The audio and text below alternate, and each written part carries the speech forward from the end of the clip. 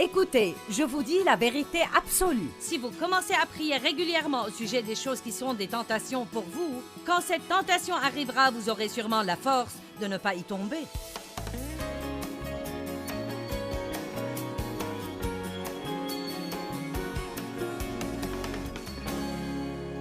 Qu'est-ce qui vous rend reconnaissant? Est-ce que vous remerciez Dieu quotidiennement pour de petites choses? Je pensais l'autre jour ce que ça doit être pour les gens qui ne peuvent pas marcher et doivent utiliser une chaise roulante, juste de devoir se lever au milieu de la nuit pour aller aux toilettes. Je dis, merci Dieu, mes jambes fonctionnent toujours.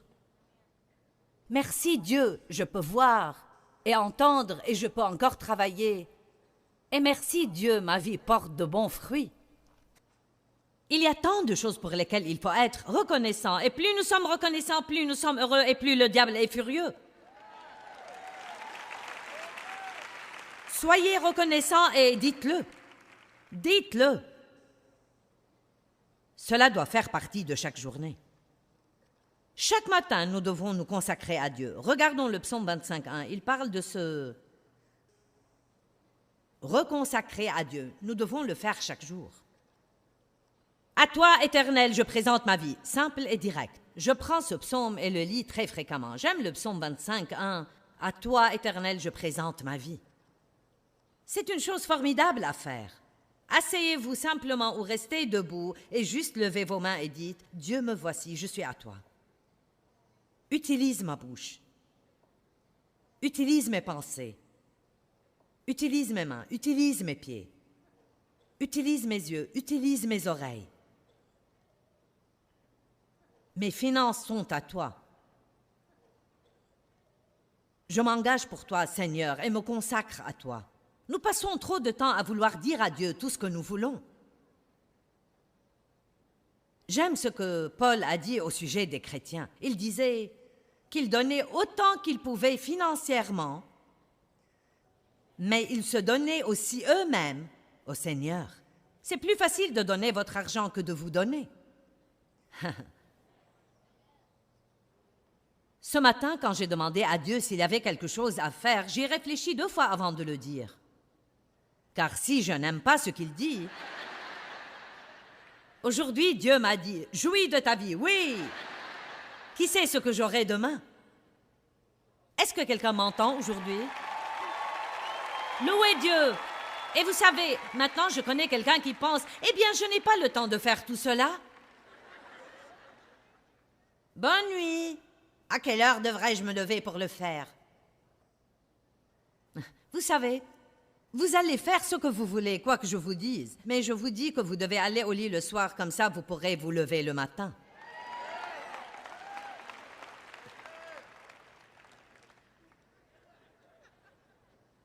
Joyce, tu mets ton nez dans nos affaires. À quelle heure je dois me coucher et me lever, c'est mon problème. Allez, les gars, la Bible en est pleine. Jacob se levait tôt et cherchait le Seigneur. Abraham se levait tôt et cherchait le Seigneur. David se levait tôt et cherchait le Seigneur. Le Seigneur Jésus avait pour habitude de se lever tôt et il partait tout seul pour prier. Tout ce que je peux vous dire, c'est que si vous ne passez pas de temps avec Dieu, vous allez avoir un jour tragique après l'autre, après l'autre, après l'autre, après l'autre, après l'autre. C'est étonnant ce qui arrive quand vous donnez à Dieu ce premier petit moment. Je veux dire, vous n'avez pas besoin de prendre 2 heures pour ça. Vous pouvez faire ce dont je parle en 10 minutes si vous voulez.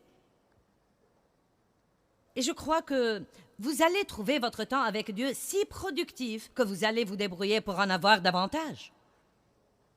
Vous pouvez aussi, au lieu de vous asseoir à midi à table et parler des potins avec tous vos collègues, prendre votre temps du déjeuner pour aller quelque part passer 7 heures avec Dieu.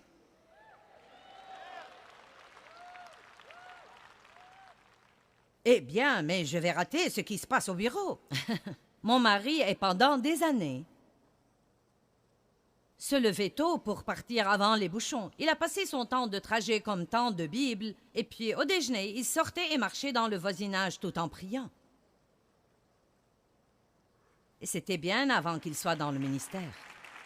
Allons, beaucoup de choses que vous faites aujourd'hui sont liées aux portes qui vont s'ouvrir pour vous dans le futur. Commencez à vous montrer fidèle spirituellement aujourd'hui. Soyez vêtus spirituellement et cessez de courir partout nus dans le monde spirituel.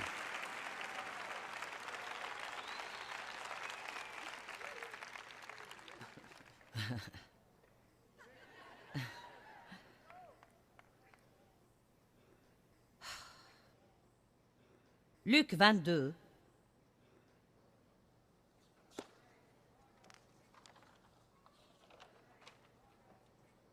Verset 39.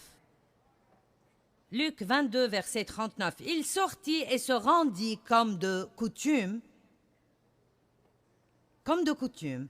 Si vous n'avez pas l'habitude de le faire, ça sera difficile au début. Mais si vous prenez l'habitude, ça sera facile de le faire. Il sortit et se rendit comme de coutume au mont des Oliviers, et ses disciples aussi le suivirent. Parvenu en ce lieu, il leur dit « Priez pour ne pas entrer en tentation ». Maintenant, c'est une chose très importante que je veux vous dire ce matin. Si nous sommes au moins un petit peu honnêtes avec nous-mêmes, nous connaissons nos faiblesses. N'attendez pas de vous trouver au milieu d'une situation tragique où vous allez une fois de plus céder à la tentation et puis prier pour vous sortir de là. Essayez de prier avant pour que quand la tentation ait lieu, vous n'y tombez pas.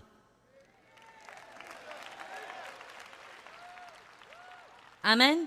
Priez avant que cela n'arrive. C'était ce que Jésus essayait de faire aux disciples. Priez pour que vous ne tombiez pas en tentation. Il savait qu'il se préparait à entrer dans des temps très difficiles. Et il pense, en gros, je suis sûr que vous n'êtes pas aussi fort que vous pensez être. Et il faut que vous priez. Vous allez avoir besoin de l'aide de Dieu dans à peu près 2 heures. Et la Bible dit qu'il dormait pendant qu'il priait. Il était capable de persévérer et faire la volonté de Dieu. Sous cette oppression, il suppliait Dieu et cependant il était capable de faire ce que Dieu lui demandait. Pierre a renié le Christ 3 fois. Amen.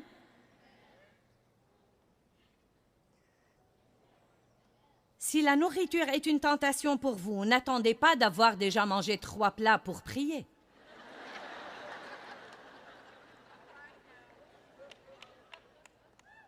Priez à ce sujet tout le temps. Priez pour ça tous les matins. Dieu, tu dois m'aider pour ça.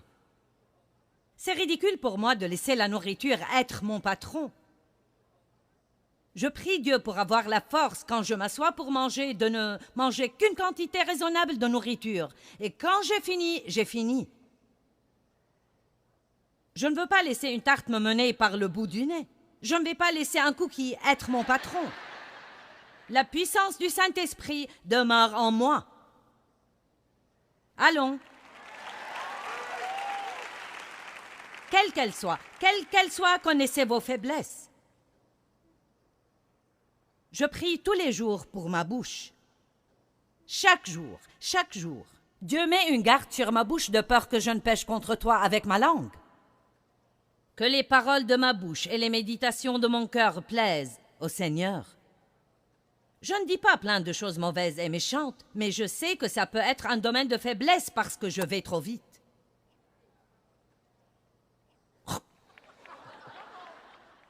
Tu quoi? Je peux appuyer sur la gâchette très vite. Quelqu'un sait de quoi je parle? Je n'ai pas seulement beaucoup à dire quand je suis sur l'estrade. Beaucoup de ce qui reste, le Seigneur me dit « Chut ». Donc, je prie pour ces choses chaque jour. Chaque jour. Priez pour ne pas entrer en tentation. Combien d'entre vous savent quelle est leur faiblesse? Si vous savez que vous allez être tenté de vous frustrer si vous n'obtenez pas ce que vous voulez, priez avant que cela n'arrive.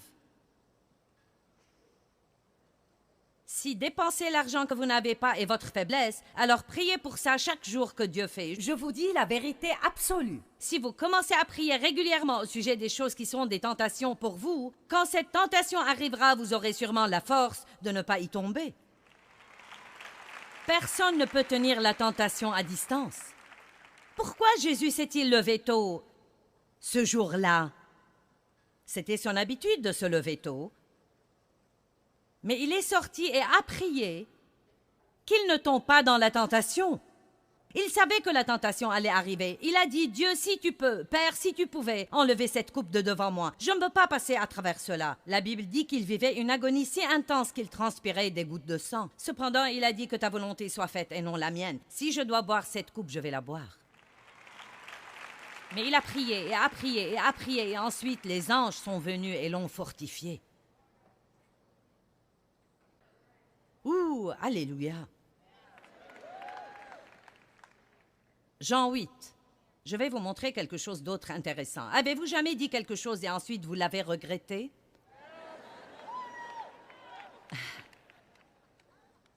Ok, regardez Jean 8. Quant à Jésus, il alla au mont des Oliviers. Mais dès l'aurore, à nouveau,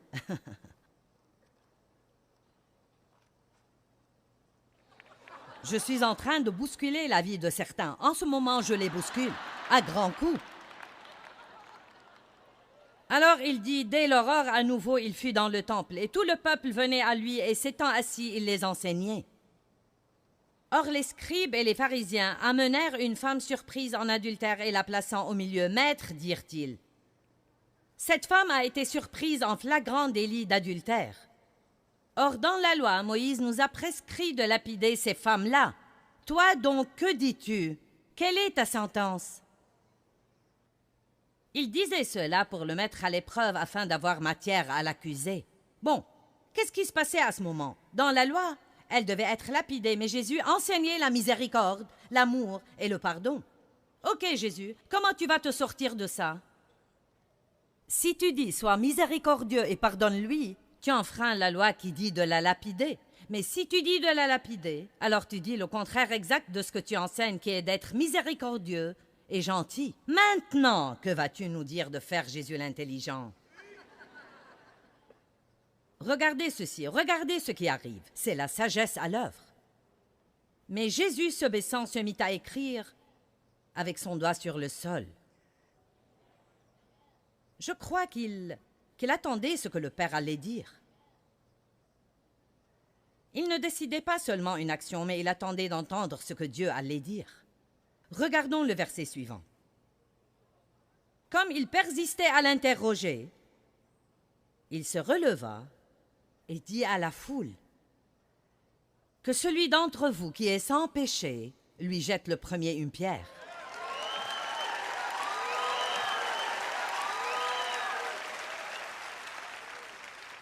Donc, juste là, il a accompli la loi et a gardé son enseignement. Je ne crois pas qu'il aurait eu cette réponse s'il ne s'était pas levé tôt et n'était pas monté au mont des Oliviers. C'est ce que je crois. Moi, je prends beaucoup de décisions au cours de la journée. Quand vous êtes à la télé, comme je le suis un peu partout, vous allez quelque part et quelqu'un vous reconnaît, et vous savez, ceux qui viennent me parler sont moins nombreux que tous ceux qui ne le font pas. Je veux dire, j'ai envie de faire ça, mais je dois bien me comporter. Et ce n'est pas que je ne veux pas, mais ma vie ne peut pas être négligée. Je dois vivre la vie que j'enseigne aux autres de vivre. Et je ne sais pas le faire si je ne passe pas du temps avec Dieu. Vraiment, je ne sais pas le faire si je ne passe pas du temps avec Dieu. J'ai peur de moi-même. Et je pense que vous le devriez aussi. Je pense qu'il faut que nous ayons peur de nous-mêmes. Mais nous avons besoin de sagesse. Levez-vous tôt et faites le travail difficile. Débarrassez-vous de ce travail en premier. Ne laissez pas certaines tâches que vous avez à faire vous menacer tout le jour et vous effrayer. Différentes personnes n'aiment pas faire différentes choses. Si vous détestez aller au supermarché, habillez-vous, allez-y et ramenez les courses à la maison et surmontez ça. Soumettez les courses. Amen. David s'est levé tôt, le jour où il a tué Goliath. Vous n'allez pas pouvoir tuer vos géants en étant allongé dans votre lit. Oh, bonjour. Je ne peux pas m'en empêcher, je ne suis pas matinale. Bon, vous savez, quand vous vous levez, c'est votre matin. Si vous dormez jusqu'à 10 heures, c'est votre matin, mais vous avez quand même besoin Quelle que soit l'heure, vous avez besoin de commencer votre journée avec Dieu. Et vous devez faire certaines choses intentionnellement. Vous devez prendre une décision. C'est la journée que le Seigneur a faite. Je vais aimer cette journée. Faites une annonce au diable qui est celui qui vole la joie. Je vais me réjouir de cette journée. Je revais ma justice. Je sais qui je suis en Christ. J'enfile ma paix. Jésus m'a donné la paix. Je ne vais pas m'énerver aujourd'hui si je n'obtiens rien de ce que je veux. Je vais utiliser l'épée de l'esprit. Je vais proclamer la parole de ma bouche. Je vais élever le bouclier de la foi. Je vais enfiler le casque du salut. Je vais revêtir l'amour. Je vais revêtir la miséricorde.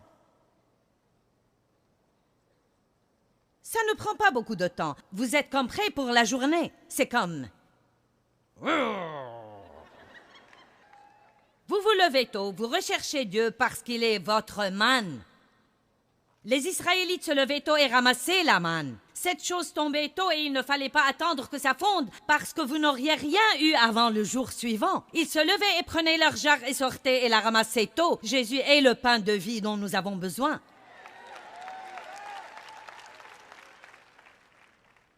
Je peux vous dire, et honnêtement devant Dieu, je crois que non seulement ici, mais probablement, certainement, plusieurs centaines de milliers, sinon 1 million de gens sont en train de regarder. Ce que je partage maintenant est la réponse à vos problèmes. Vous avez entendu assez pour savoir quoi faire. C'est juste que vous ne semblez pas avoir la force. Ceux qui s'attendent au Seigneur renouvelleront leur force. Ils s'élèveront avec des ailes comme des aigles. Ils courront sans être là. Ils marcheront et ne tomberont pas.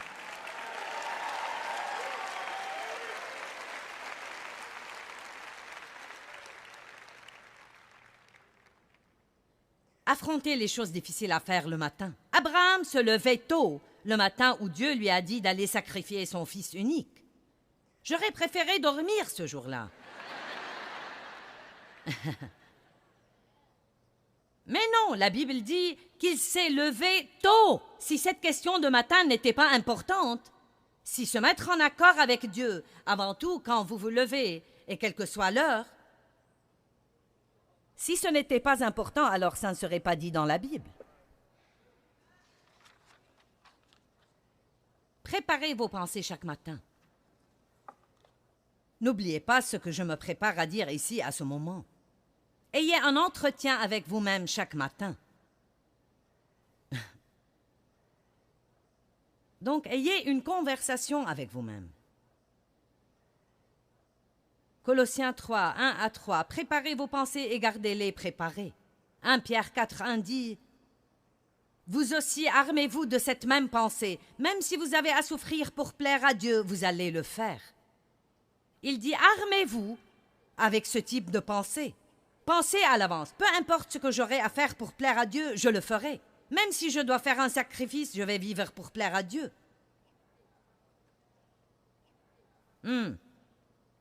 Je vais être un artisan de paix et un pacificateur.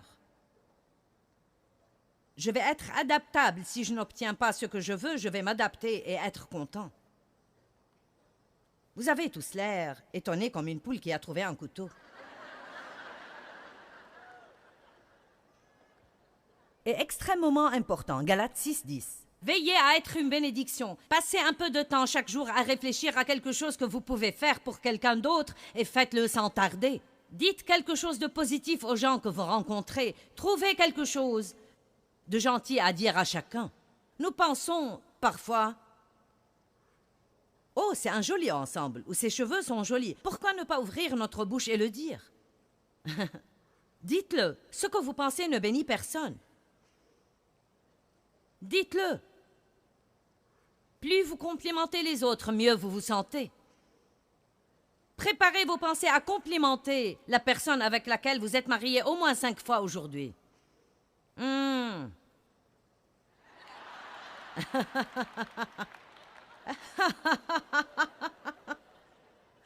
homme au 2e rang a grogné.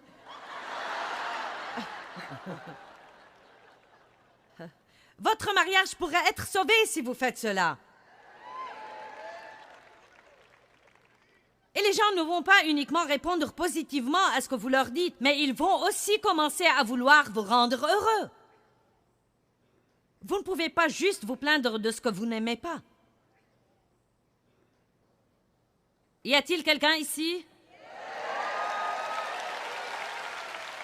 Vous savez, je ne vis plus sur des caprices et des sensations. J'ai orienté mes pensées dans un certain sens. J'ai orienté mes pensées. Je vais me réjouir de ma vie et je vais être paisible. Je ne vivrai pas dans l'esclavage. Et si quelqu'un sera libre, ce sera moi.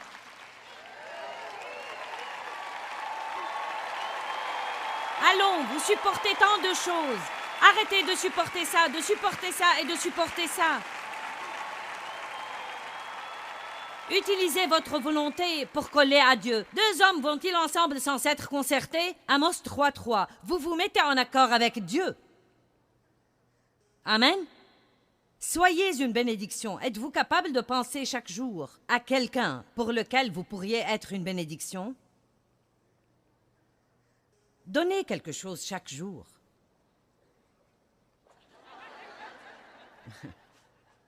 Tout ce que vous avez à faire, c'est de marcher dans votre maison. Vous avez tant de choses dont vous ne savez que faire avec.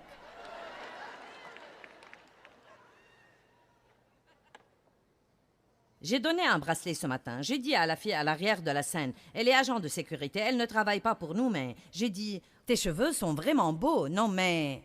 Allez au-delà de vous-même. Et moi alors. Moi. Bon. Tous les matins, vous devez confesser la parole à voix haute. Jour après jour et jour après jour, vous devez prophétiser votre futur. Qu'entends-tu par cela? Vous arrêtez de parler de tout comme il est et vous commencez à appeler les choses qui ne sont pas comme si elles étaient. Si vous ne dormez pas bien, ne dites pas 6 fois chaque jour « je ne dors pas bien ». Oh là là, je ne dors pas bien, j'ai du mal à dormir. Oh, je ne dors pas bien. Maintenant, j'ai besoin de dormir. J'ai des insomnies.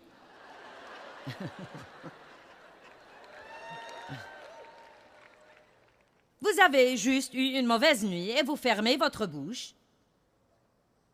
Et puis, chaque fois que l'opportunité se présente, vous parlez à Dieu et vous dites à voix haute de manière à ce que le diable entende « Le sommeil du juste est doux ». Je crois que je dors bien chaque nuit. Ouh, j'ai eu une bonne nuit. Oh, j'ai sommeil maintenant. Oui. Vous savez ce que je pensais ce matin? Juste comme un exercice, si nous écoutions tous les trucs stupides que nous disons et que les autres disent, remercions Dieu pour sa miséricorde. Amen.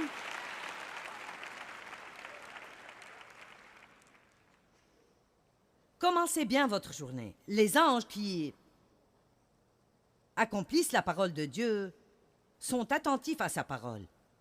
Quand vous dites la parole, les anges s'animent. Ouh. Quelqu'un nous a donné quelque chose à faire. Oui. Certains d'entre vous ont 20 anges qui vous sont assignés et ils s'ennuient tellement. Ils sont les anges qui s'ennuient le plus dans l'univers, parce qu'en réalité, vous ne dites jamais rien pourquoi ils puissent œuvrer.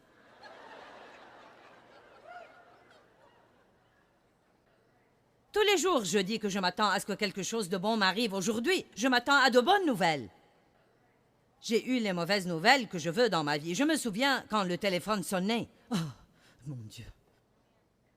J'avais peur des mauvaises nouvelles.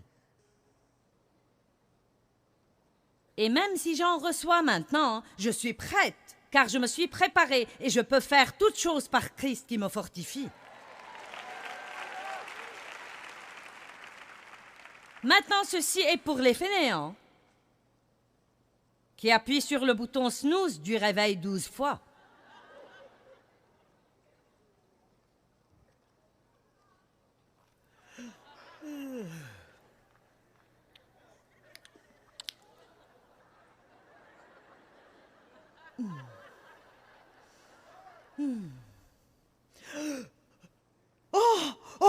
Dieu! Oh!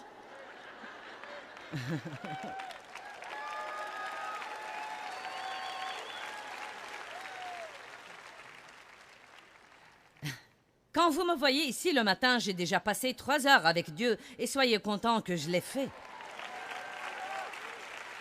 Parce que tout ce que je vous dis qui vous aide, c'est de là que ça vient. Et vous savez, ce n'est pas le fait d'être resté 3 heures à discuter avec Dieu. La moitié du temps, je ne sens pas sa présence ni n'entends quelque chose. L'important, c'est que quand vous rendez à Dieu l'honneur de lui donner le temps, alors vous allez le voir se manifester dans votre vie. Je veux vous encourager à commencer chaque jour à parler à Dieu et chercher sa volonté pour votre vie, et ne pas laisser cela devenir quelque chose d'insurmontable. Vous savez, nous pensons à la prière parfois comme « Oh, c'est comme ce gros truc ». Vous savez, c'est parler à Dieu.